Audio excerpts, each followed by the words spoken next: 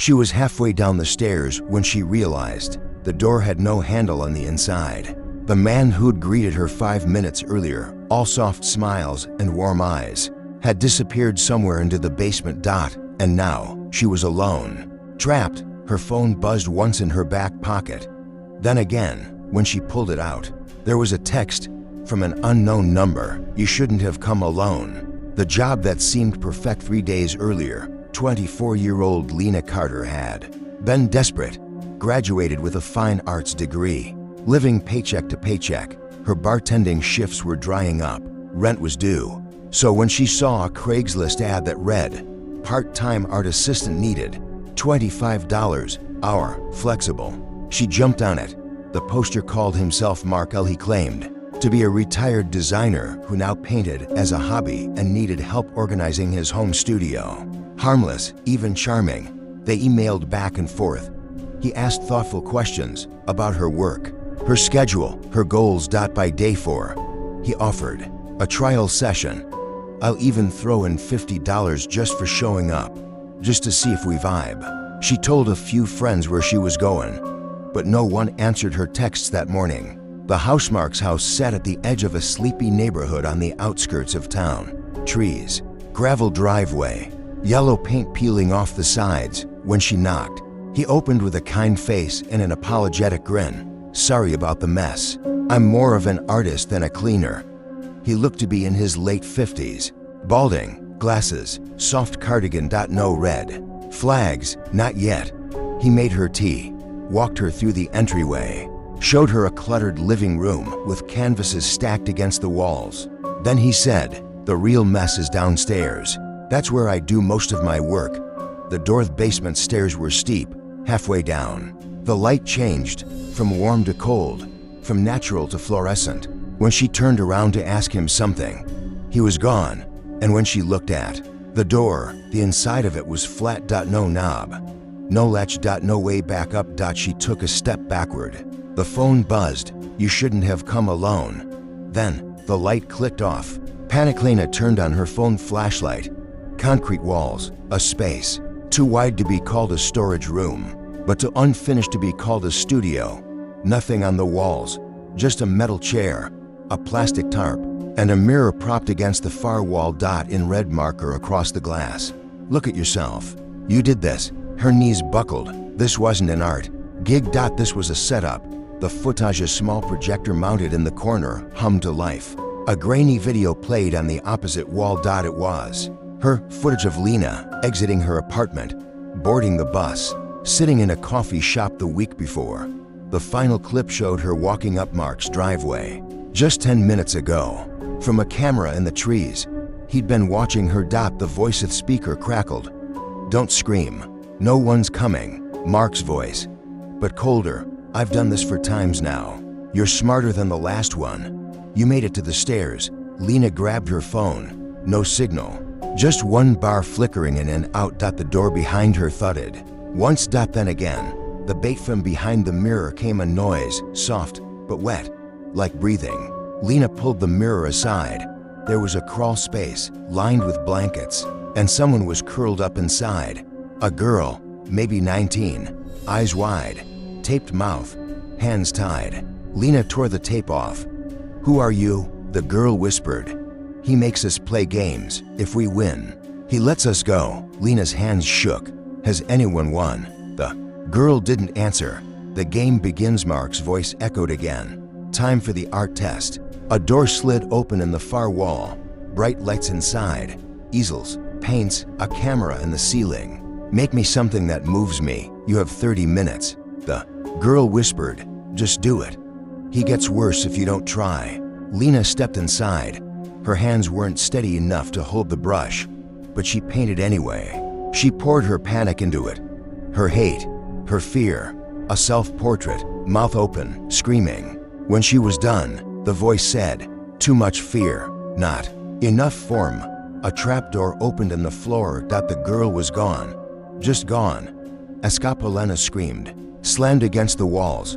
Her phone battery flashed red. Then the lights died, complete black, until her phone buzzed with one final message: "You disappoint me." Suddenly, the doorknob, the one that hadn't existed, was there again. Unlocked. She bolted.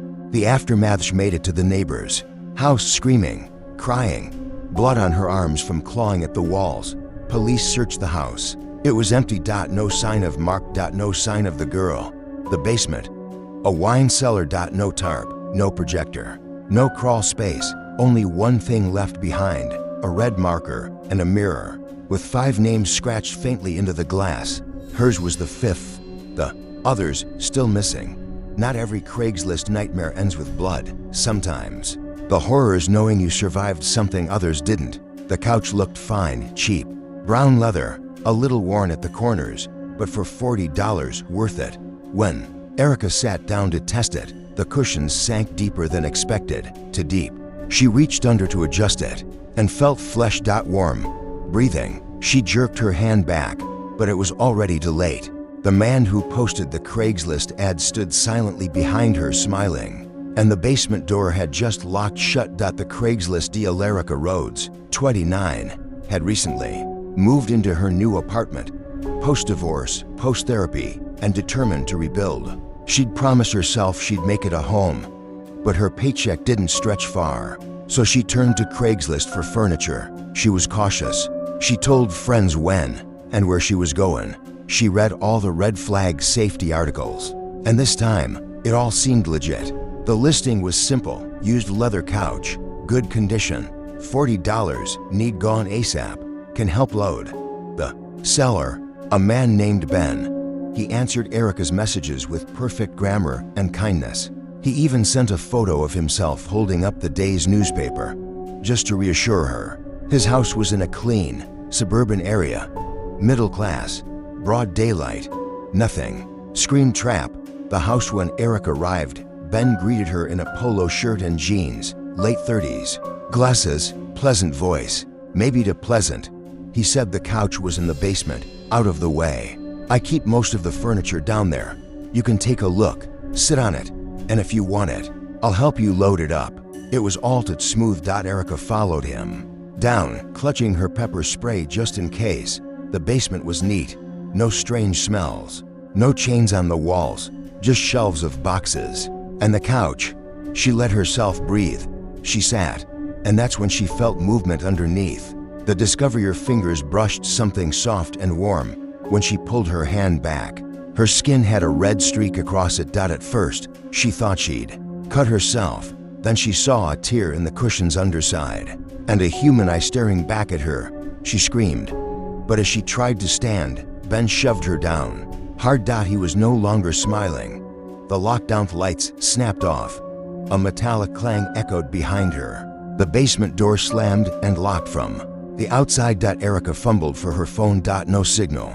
She crawled away from the couch and pulled the ripped cushion apart completely. Inside, there was a girl stuffed inside the hollow frame like luggage, gagged, barely conscious, alive. The sick setup on the far wall. Erica saw a camera. She realized this had happened before. Ben's basement was staged, not like a dungeon, but like a game. Furniture as bait. Captives stored inside, and women like Erica were being recorded. Their reactions, their choices, their fights to survive. It wasn't a robbery. It wasn't a random kidnapping. It was entertainment. To someone, maybe, even many, the other honest. Erica tried to free the girl. Her name was Maya, and she whispered that she'd been there for 3 days. A trapdoor opened on the other side of the room. Another man stepped in, not Ben, taller, masked, holding something long and thin. Maya whispered, "He calls himself the host." He pointed at the camera. Then at Erica. Then tossed something across the floor. A knife. Erica picked it up, hands trembling. Then he tossed something else. A set of keys, just out of reach. Maya whispered again, barely audible, "Only one of us gets out the game." Over the speaker, a distorted voice said, "Make a choice. Save yourself or save her. Door unlocks in 5 minutes. Only one key works. You decide who gets it." Erica's heart thundered. It wasn't just about fear now. It was about morality. Someone was watching. Maybe hundreds. Maybe live. She grabbed the knife, ran for the keys. The masked man didn't move. He just watched. Judging. Measuring the twist as Erica fumbled with the key ring. Maya lunged. She wasn't weak. She wasn't drugged. She was part of it. Maya tried to grab the knife, snarling, "Don't screw it up. I need a good clip this time." Erica realized it too late. This wasn't just a trap. It was a script. The girl in the couch, the man upstairs, the man in the mask. All actors. And she was the newest episode. The escape, but Erica didn't follow the script. She threw the knife at the camera, shattering it, then sprinted for the door. One of the keys worked, by pure luck. Or maybe design. She slammed it open and ran. The upstairs was empty. No furniture. No sign of Ben. Just a hallway, lined with photos of other women. Crying. Bleeding. Begging. Film stills, dozens of them. And now, she was on the wall too. Aftermath police found nothing when they arrived. The basement was cleared. The photo wall wiped. No signs of Maya, or Ben, or the masked man.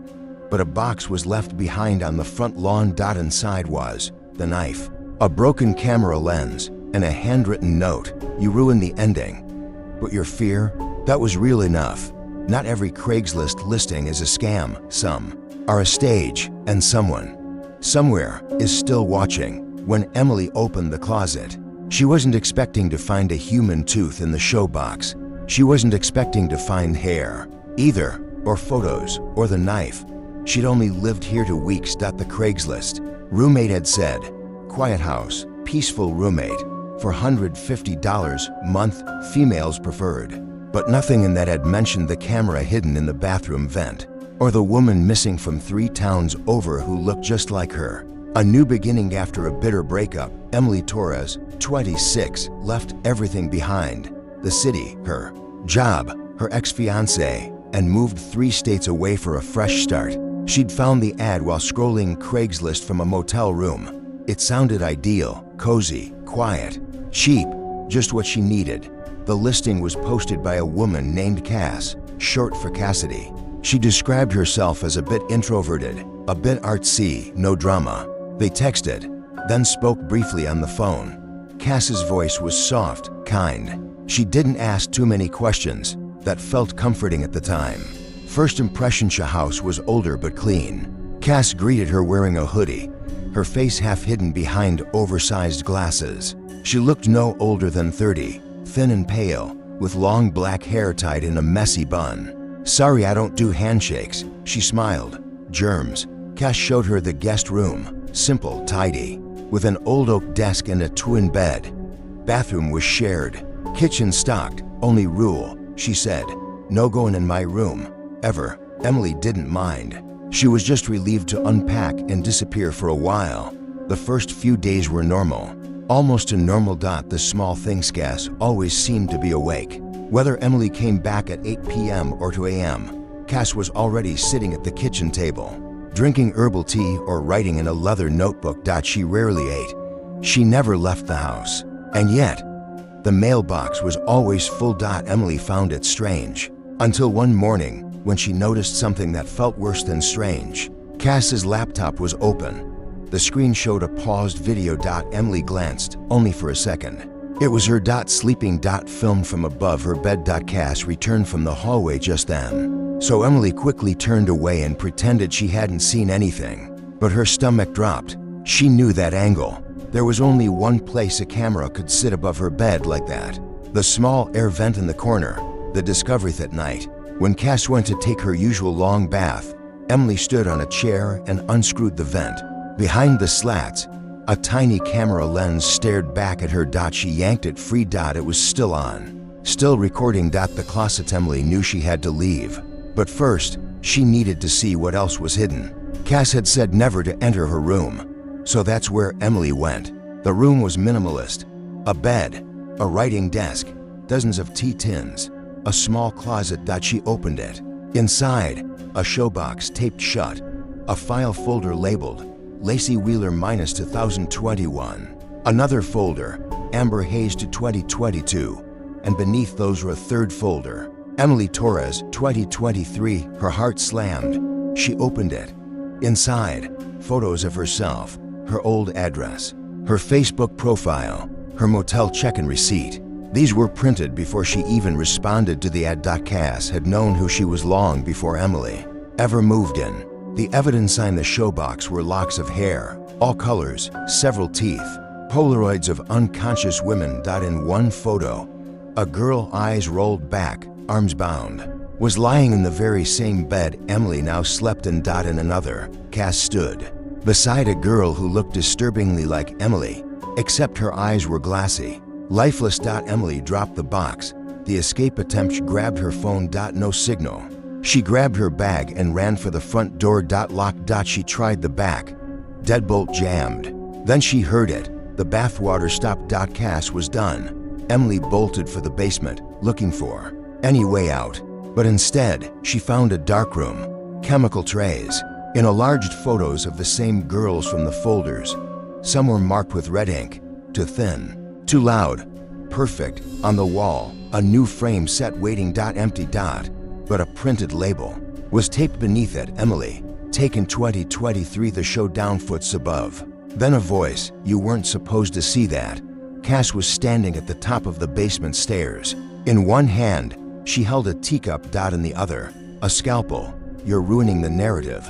But that's okay. I like improvising. Emily ran, not up the stairs, past the dark room, through the tool room, out a broken window. She gashed her arm on the way out, sprinted barefoot into the woods behind the house. Cass didn't follow, but Emily could hear her voice echoing in the trees. They never listen until it's too late. The police seemingly flagged down a neighbor 3 streets over. The police arrived within 12 minutes. Cass was gone. Her notebooks, her photos, the folders, all burned in the fireplace. The showbox missing. The darkroom cleaned. The camera vents ripped out. But the basement wall still had one clue left behind. A message, written in charcoal across the bricks. They never believed Lacey. They didn't believe Amber. Who'll believe you, Emily? The twist. 3 weeks later, Emily checked Craigslist again. She wasn't sure why. Maybe to prove it was over. Maybe to see if the ad had been deleted. But it hadn't. It was reposted. Same wording, same rent, same photo of the cozy guest room. Except now, the ad was signed. Hi, I'm Elena, looking for a peaceful roommate. $1 for 150 month, females preferred. The name had changed, but the email was the same. The photo showed the same hallway, and the file was dated that morning. Emily gave everything to the police. They opened a task force. They cross-referenced missing persons cases from the last 5 years. So far, 7 women were connected to that house. All had responded to roommate or job listings. All had vanished within a month. None had been found.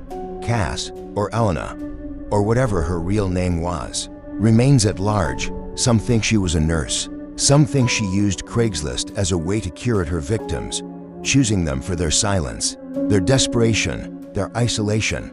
But Emily knows the truth. I wasn't the first.